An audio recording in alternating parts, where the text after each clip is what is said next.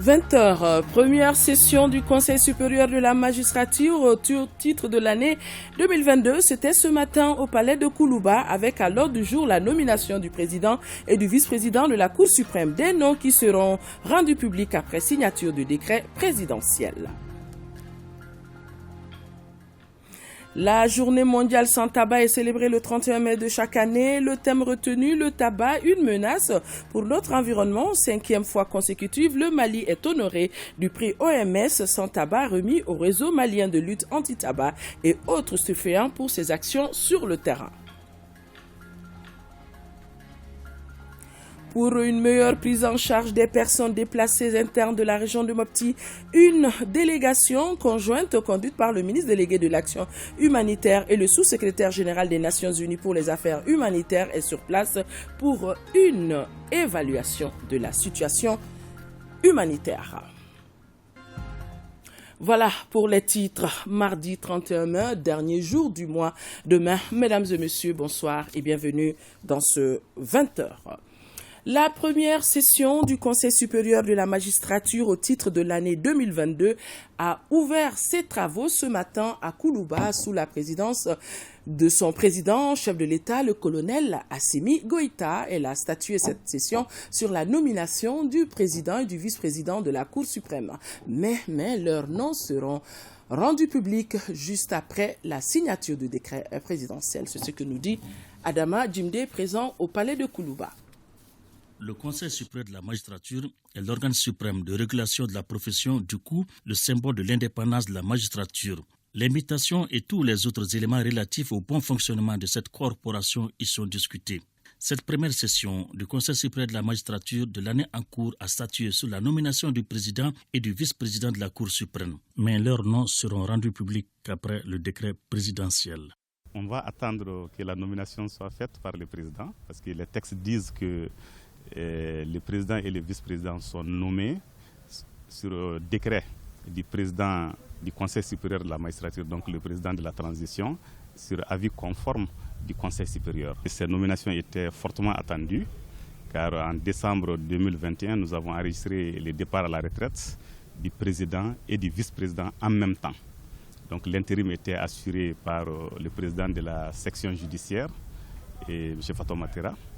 Donc il fallait rapidement permettre à cette institution d'avoir un président nommé qui puisse avoir la plénitude de ses attributions et son impérium. Donc c'est pourquoi nous avons tenu à ce que cette session soit convoquée. Le président a été désigné ainsi que le vice-président.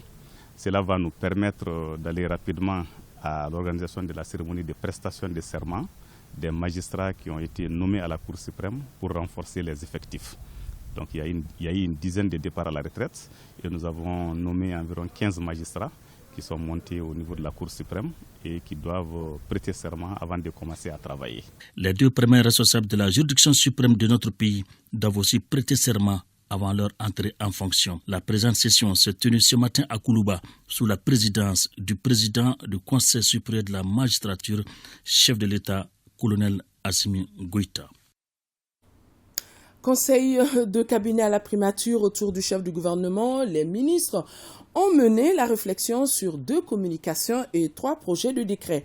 Les ministres de la refondation, celui du travail et de la fonction publique et le ministre de l'environnement sont les départements concernés. Parmi les communications entendues, la mise en place d'une journée nationale de salubrité prévue pour le 11 du mois prochain. Fousseni Tunkara aura le temps de nous proposer son reportage au cours de ce journal. Et nous sommes à la primature, restons-y, pour dire que le chef du gouvernement reste toujours à l'écoute de ses concitoyens. C'est ainsi que le Premier ministre, Dr Shogel Kokala Meiga, a reçu hier le Conseil national des ordres professionnels du Mali, le bureau de coordination des élèves et étudiants du Mali. Le point de ces rencontres, c'est avec Fousseni Tunkara.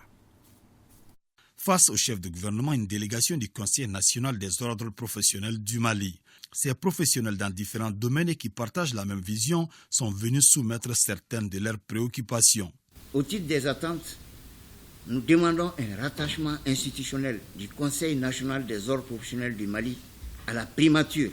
Le Conseil national des ordres professionnels du Mali relève des domaines de la santé, des BTP, des finances, de la justice, à travers notamment l'ordre des notaires et l'ordre des huissiers commissaires. Il convient donc de créer les conditions de pérennisation de notre institution nationale pour l'efficacité de sa participation à la vie publique et aux décisions engageant la vie de la nation. L'un des objectifs des ordres est d'apporter au pouvoir public leur expertise dans leur domaine de compétences. Conscient de ce rôle si nécessaire, le chef du gouvernement a rassuré ses hôtes. En faveur de la satisfaction de votre demande, celle va être exposée à plusieurs ministres. Certainement, comme c'est des décisions importantes qu'il faut prendre, ça va être renvoyé au niveau des discussions de l'appareil administratif, les secrétaires généraux, ça va remonter pour prendre une décision. En tout cas, argumenter suffisamment le document que vous allez nous envoyer. Je pense qu'on fera ce qui est bon pour le pays et donc bon pour les citoyens aussi. Élargi au ministre de l'Éducation et celui de l'enseignement supérieur et de la recherche scientifique, la deuxième rencontre a permis au chef de gouvernement d'apprécier la nouvelle dynamique et les préoccupations du Bureau de coordination des élèves et étudiants du Mali, AIM, lesquelles sont consignées dans un document que le Premier ministre a reçu des mains du secrétaire général. Il urge, Monsieur le Premier ministre, d'accélérer la construction d'infrastructures dans toutes nos institutions d'enseignement supérieur. Certains bacheliers de l'année 2021 n'ont pas encore commencé les cours et nous sommes à quelques mois du baccalauréat. Depuis les décisions prises pour l'arrêt de l'occupation illicite de la colline de Badalabougou, le mal ne s'est pas réellement arrêté. La valorisation de l'éducation civique et morale est un point crucial du cahier de charges au niveau de l'éducation nationale. Pour ce qui concerne les classes, j'avoue que votre ministre a exposé même au dernier conseil ce problème majeur. Les différents services de l'État, ou en attendant de construire des amphithéâtres, parce qu'on ne peut pas les construire d'ici la rentrée, au moins trouver des grandes salles où les étudiants peuvent prendre les cours. Donc tous les ministres qui ont sous leur tutelle des domaines où il y a des grandes salles qui peuvent servir d'amphithéâtre, à Bamako et à Ségou qui peuvent être réquisitionnés, des grands services de l'État vont être réquisitionnés pour que les étudiants puissent y prendre les cours, en attendant maintenant qu'on inscrive carrément la construction de grands amphithéâtres, de tout ce qui doit être fait. Aujourd'hui, après les militaires, les paysans, les élèves étudiants sont dans les top priorités du gouvernement, l'école. Au-delà des doléances dans le cahier de charges, ces étudiants ont souhaité avoir quelques exemplaires des écrits du chef du gouvernement. Les deux écrits les plus connus, c'est le livre sur les rébellions au nord du Mali. Et puis il y a un autre petit livre que j'ai fait sur la faillite de l'État malien. Je peux l'annoncer, je ne sais pas ce que j'ai sous la main, mais au moins 200 exemplaires de chacun. Ça, je peux l'annoncer tout de suite. Le représentant des étudiants de la Côte d'Ivoire et celui du Burkina Faso ont pris part à cette rencontre. Ils sont à Bamako dans le cadre de la Confédération estudiantine et scolaire d'Afrique. Nous ne sommes pas prêts de quitter la primature avec cette audience que le chef du gouvernement a accordée au sous-secrétaire général adjoint aux affaires humanitaires et coordinateur des secours d'urgence des Nations Unies. Voilà donc en visite au Mali, le sous-secrétaire général des Nations Unies pour les affaires humanitaires se devait de passer saluer les autorités de la transition. Nous l'écoutons au micro de Mamadou Fane. J'avais eu l'opportunité de visiter un site pour les personnes déplacées, l'opportunité de parler avec les leaders communautaires, les ONG de société civile, tout ça, le gouverneur, sur l'approche inclusive, si je peux dire comme ça, de toutes les choses qui doivent être faites ensemble pour répondre aux actions de groupes terroristes, y compris, et nous avons discuté ça avec le Premier ministre, y compris naturellement sécurité, action en sécurité, y compris action pour la justice, action humanitaire, action de services de base, de développement, et la bonne gouvernance. Il faut une alliance entre ces communautés pour être prêt à répondre effectivement aux actions des groupes armés. On aura lundi prochain un meeting à New York des membres États des Nations Unies en discutant exactement toutes les choses qu'on a vues ici pendant cette visite pour encourager les bailleurs de fonds globaux d'investir aussi en Mali. Déjà ce matin, en compagnie du ministre délégué auprès du ministre de la Santé et du Développement social chargé de l'action humanitaire, le diplomate onusien a rencontré les populations déplacées internes de la région de Mopti pour une évaluation de la situation humanitaire envisagée des perspectives afin d'envisager de meilleures conditions pour se déplacer de la région de Mopti. Oumar Meiga, Suleiman Tessougué. Présentation globale de la situation humanitaire de la région de Mopti par le gouverneur de la région. Visite et échange avec les déplacés internes du site de Sokoura. Ce sont entre autres les axes forts qui ont caractérisé à Mopti la visite conjointe du ministre délégué chargé de l'action humanitaire, de la solidarité, des déplacés et des réfugiés, et le secrétaire général adjoint aux affaires humanitaires et coordonnateur des secours d'urgence. Je suis très impressionné à travers le travail que les autorités de Mopti font, qui travaillent vraiment dans un partenariat proche avec les équipes humanitaires à Mopti. J'ai écouté le gouverneur et le ministre, à quel point c'est important, l'humanitaire, le développement, l'éducation et la sécurité aussi, pour protéger les IDP, en même temps pour aider les familles à retourner chez eux. Les échanges avec les autorités administratives et militaires, les acteurs de la société civile, l'aménagement et la communauté humanitaire de Mopti ont permis de mettre en exergue les causes, les conséquences du terrorisme et les défis humanitaires à relever pour un meilleur retour des déplacés internes dans leur terroir. Nous sommes convaincus que l'ensemble de ces partenaires sont là pour accompagner l'État à travers les politiques définies par le gouvernement. Donc, au nom des plus hautes autorités de la transition, son Excellence le colonel Assimi Goïta, le chef du gouvernement Dr Choukal Kokala Maïga, je dis merci à l'ensemble de ses partenaires et que main dans la main, notre objectif ultime reste de créer les conditions de retour non seulement de ces populations déplacées, mais également nos réfugiés sur leur site d'origine. Mais en attendant, nous continuons à travailler, à renforcer leur résilience sur les sites des déplacés. Autre temps fort de la visite conjointe, la prise de contact direct avec les déplacés internes dans le site de Sokoura qui compte 643 individus, dont 274 hommes, 369 jeunes et 398 enfants de moins de 18 ans.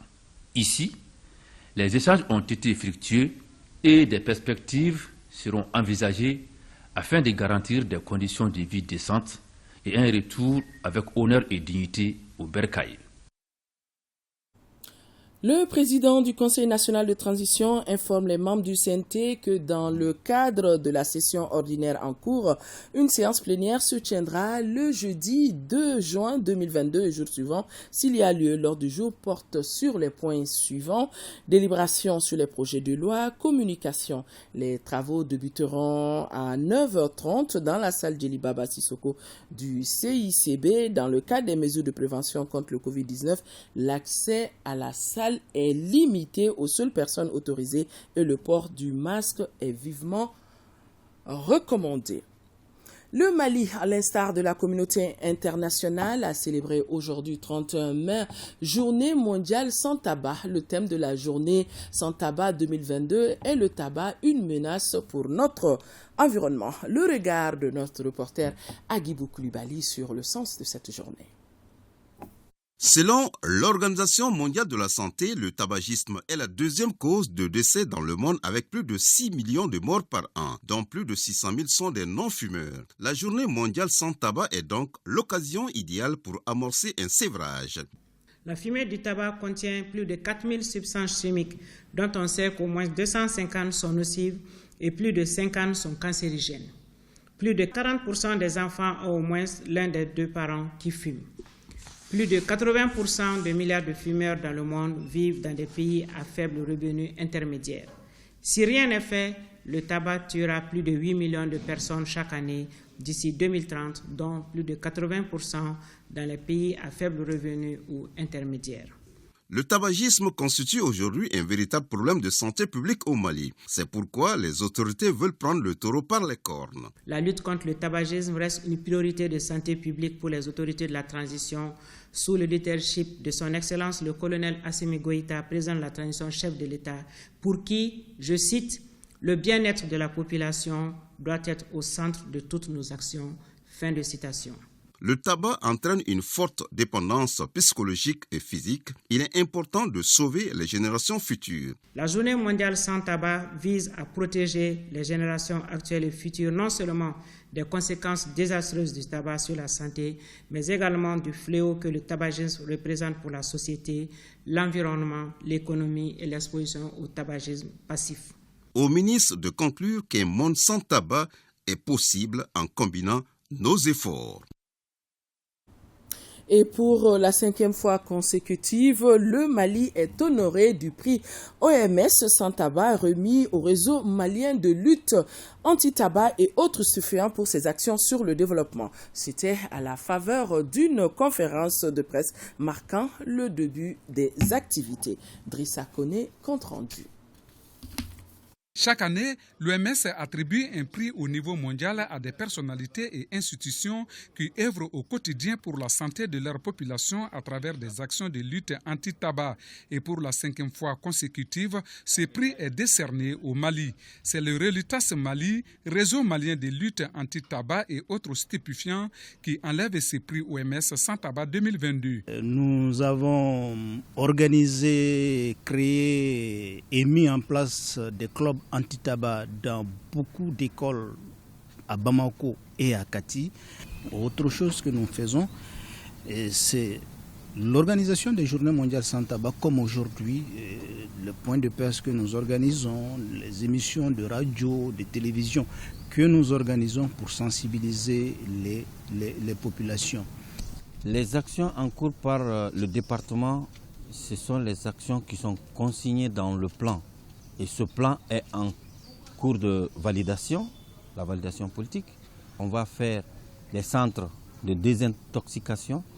Il y aura aussi les moyens innovants pour financer le réseau à travers le plan, l'accompagnement des partenaires techniques et financiers et toutes les activités de sensibilisation.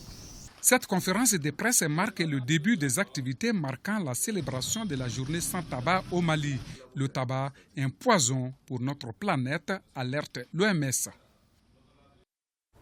Autre célébration, celle de la Journée mondiale du lait, initiée depuis 2001 par les Nations Unies sous l'égide de la FAO. Cette journée a pour but de mieux faire connaître les produits laitiers et de contribuer à la prise de conscience des bienfaits du lait. Et l'édition 2022 de la Journée du lait sera délocalisée dans la région de Nioro. Nous vous proposons de suivre un extrait du message du ministre du Développement rural qui est au micro de Inaba.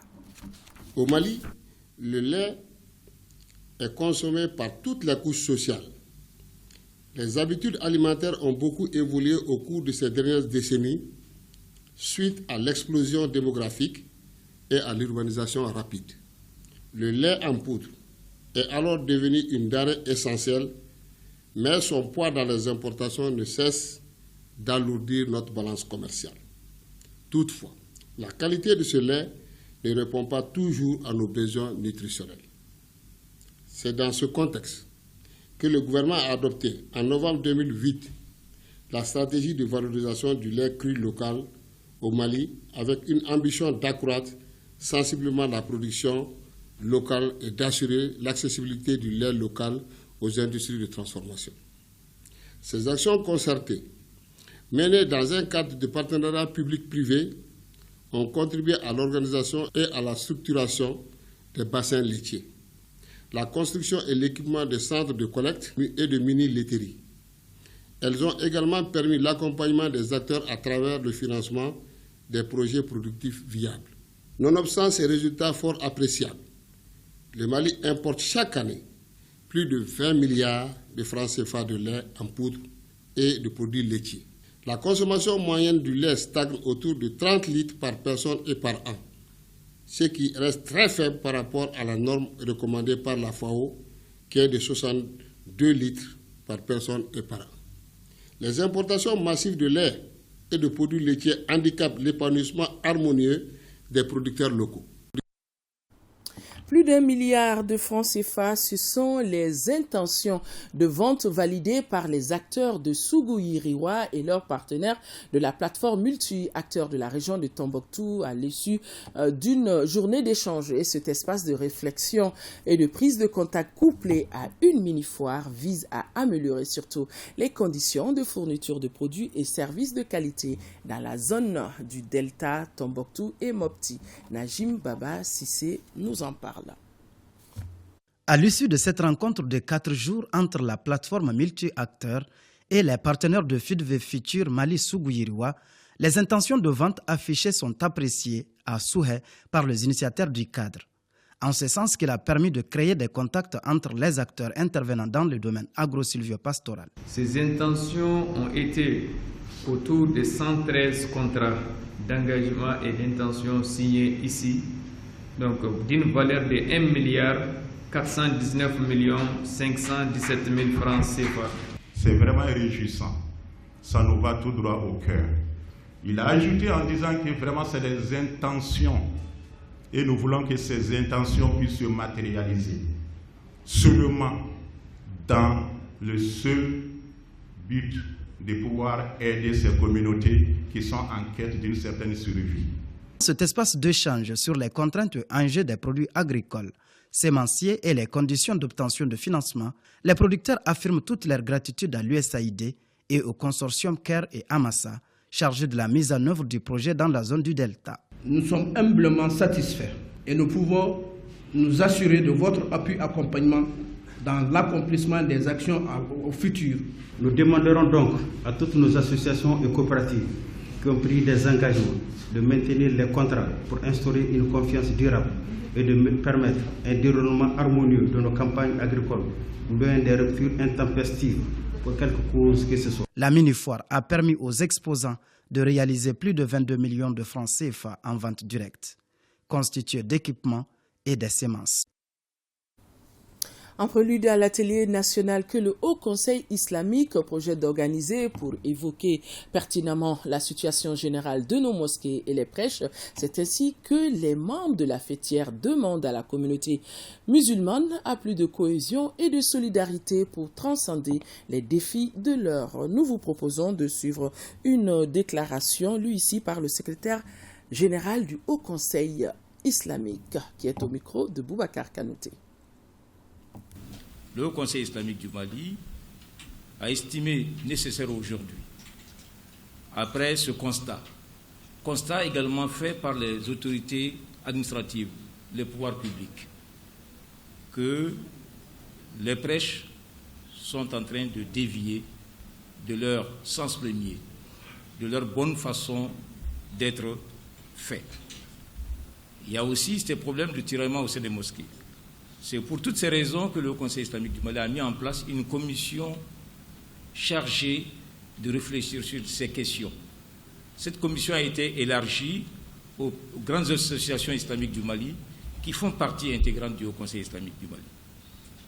Elle a produit un document qui va être soumis à l'appréciation des démembrements régionaux, donc qui va être un document consensuel, qui va impliquer donc la réflexion de toute la Oumma islamique du Mali, lequel document, une fois finalisé, va être remis aux plus hautes autorités du pays pour que, ensemble, nous puissions définir un code de conduite pour les prêches et une façon consensuelle de gestion des mosquées au Mali.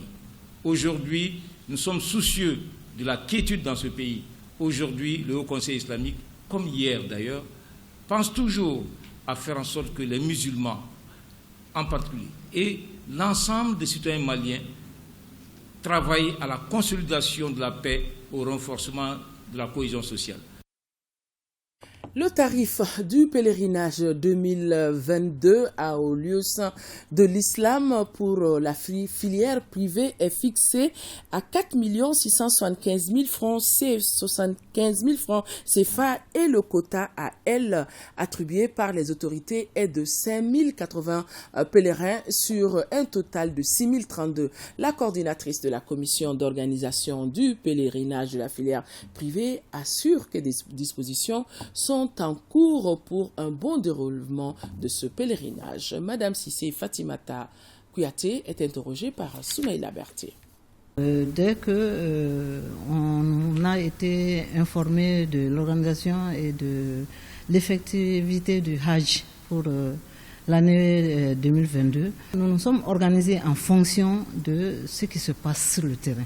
En réalité, il y a d'abord le quota qu'on nous a donné. Et il y a le fait que cela fait 2 ans qu'il n'y a pas eu d'organisation du Hajj. Donc c'est en fonction de tout cela que nous nous sommes organisés. Nous avons pris le quota qu'on nous a donné et nous l'avons réparti au prorata de ceux-là qui sont en fait enregistrés pour organiser le Hajj depuis 2019, et année après laquelle il n'y a plus eu d'organisation du Hajj de la filière privée. Concrètement, qu'est-ce que vous faites sur le terrain, les préparatifs de ce Hajj 2022?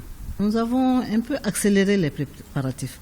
Donc nous avons fait la répartition du quota entre les agences qui sont habilitées à le faire cette année. Et avec la maison du Hajj, qui en réalité est l'organisatrice centrale du Hajj, nous avons fait en sorte que tout ce qui s'est fait les autres années puisse se faire cette année, même s'il y a du retard. Donc nous avons déjà réparti les quotas entre les agences qui sont habilitées à le faire cette année. Et en plus de ça, nous sommes en train de faire en sorte qu'il y ait tout ce qui se passe dans les autres années.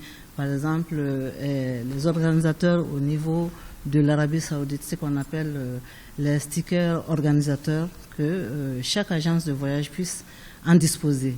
D'abord, il a fallu regrouper les agences de voyage. Les groupements même d'agences de voyage ont été obligés d'être encore regroupés compte tenu de la diminution du quota qui a été attribué aux agences de voyage.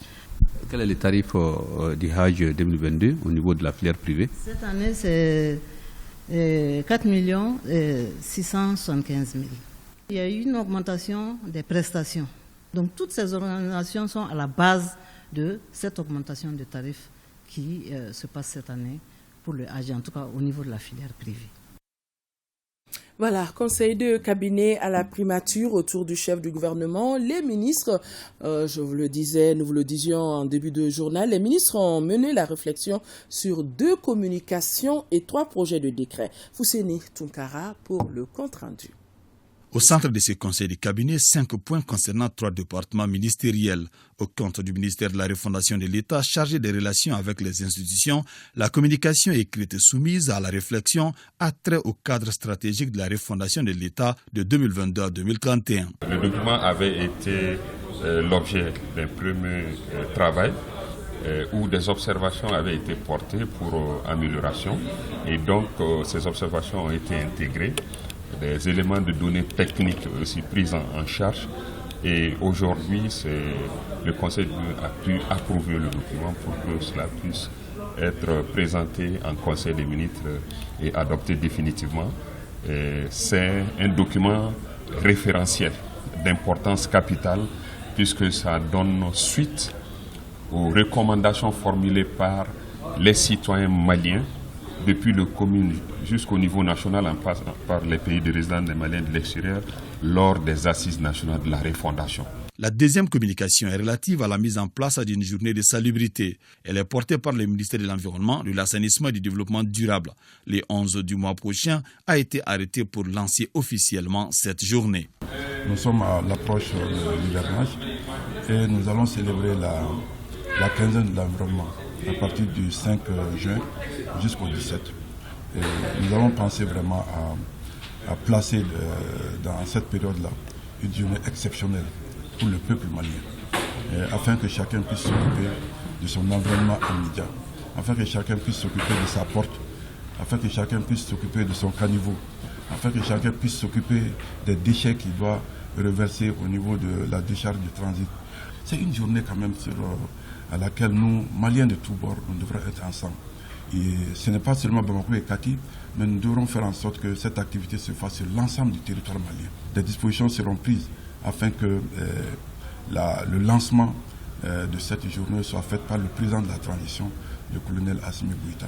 3 projets de décret étaient aussi soumis à l'appréciation des membres du gouvernement au compte du ministère du Travail et de la Fonction publique, parmi lesquels le projet de décret fixant les avantages accordés aux membres du secrétariat permanent du comité de coordination et du suivi-évaluation de la politique nationale de prévention et de lutte contre l'extrémisme violent et le terrorisme.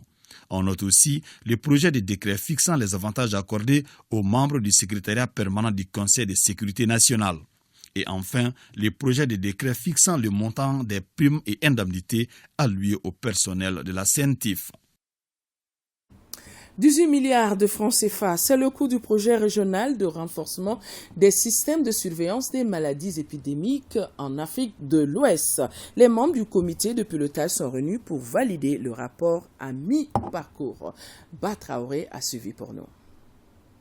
Il y a de cela 3 ans que le REDIS 3, projet régional de renforcement des systèmes de surveillance des maladies en Afrique de l'Ouest, est lancé.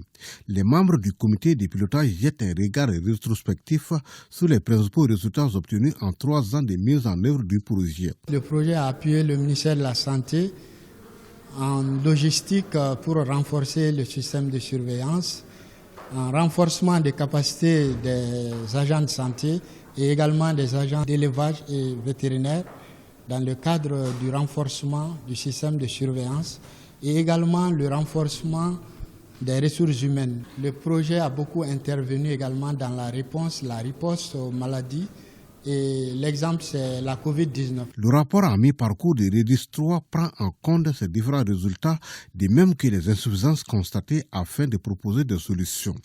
Le présent atelier permettra de procéder à une présentation de l'agenda, de l'objectif et de la méthodologie, de présenter le rapport provisoire à mi-parcours, d'engager des discussions sur le contenu du rapport à mi-parcours et enfin de procéder à la validation du rapport à mi-parcours par l'ensemble des participants. Le projet REDIS 3 est financé par la Banque mondiale à hauteur de 18 milliards de francs CFA pour une période de 5 ans. Point Covid du jour, sur 492 tests réalisés, 2 cas positifs, 9 guéris, 0 décès. Pour vous protéger et protéger les autres, suivez les mesures de prévention et faites-vous surtout vacciner. Culture dans ce journal, la 2e édition du festival Bodogola de Yangasso a été célébrée le week-end dernier dans la dite localité à 132 km de Ségou. Ce festival vise à renforcer davantage les liens entre les 32 villages de la localité, mais aussi recadrer l'éducation des jeunes. Compte rendu, Saloum Akonate. C'est dans une ambiance de convivialité et de cohésion qu'a été célébrée cette 2e édition du festival Bodogola de Yangasso. Bodogola qui signifie présenter au public du marché, un événement culturel et annuel organisé dans chacun des villages de Yangasso pendant une semaine au cours duquel les jeunes filles et garçons qui n'ont pas encore eu d'enfants et qui sont prêts pour le mariage sont présentés au public. Votre présence massive à ce festival atteste en tout premier lieu votre souci constant d'œuvrer au développement culturel, artistique et sportif du Mali en général et de l'arrondissement de Yangasso en particulier. C'est dans ce contexte que s'inscrit ce festival. Selon les organisateurs, ce festival est aussi un espace de retrouvailles qui permet à la jeune génération de connaître sa culture. Les jeunes ressortissants de la commune rurale de Yangasso se sont réunis en fait pour chercher des pistes de développement de notre commune. Alors après réflexion, nous avons décidé d'organiser un festival dans notre commune, à Yangasso. Un festival, pourquoi ? Pour pouvoir rapprocher les ressortissants de la commune aux populations de la commune. un festival pour que les populations de la commune puissent tirer un profit économique de ce que nous faisons comme activité de développement dans notre commune. Après une journée de prestations artistiques, les festivaliers se sont rendus à Sofoloso, à 14 km de Yangasso, pour une visite touristique aux arbres sacrés communément appelés Djouadjiriba.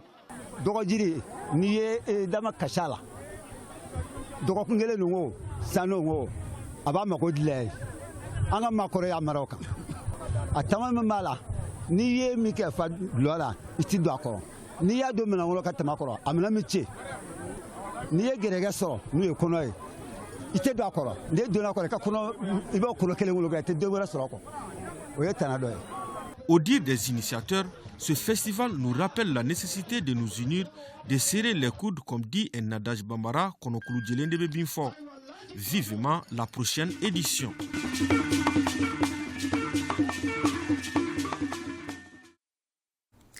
D'un festival à un autre, le ministre de l'Artisanat et de la Culture, de l'Industrie hôtelière et du Tourisme a procédé, lui, vendredi, à l'ouverture officielle du festival Kofile Kene, une rencontre culturelle qui se tient pour la première fois à Ségou Sekoro. Ségou Sekoro, pour ceux qui connaissent la région de Ségou, vise à préserver les identités culturelles. C'est une initiative de l'Union des associations Bamana de Ségou. Honoré Tcheno.